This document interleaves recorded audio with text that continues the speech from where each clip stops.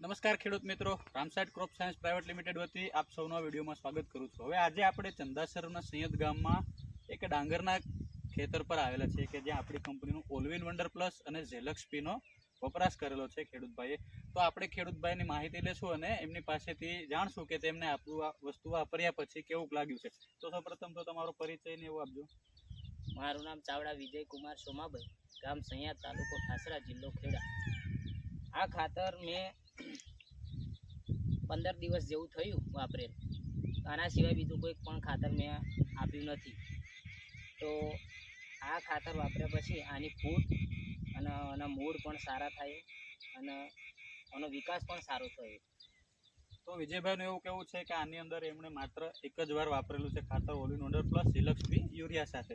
તો એમને ખૂબ સારી ફૂટ થયેલી છે, ચીપાઓની સંખ્યા પણ ખૂબ જાજી બધી છે અને એકદમ મૂળનો વિકાસ પણ ખૂબ સારો છે। તો વિજયભાઈ, આ ખાતર તમે બીજાને વાપરવા માટે કહેશો?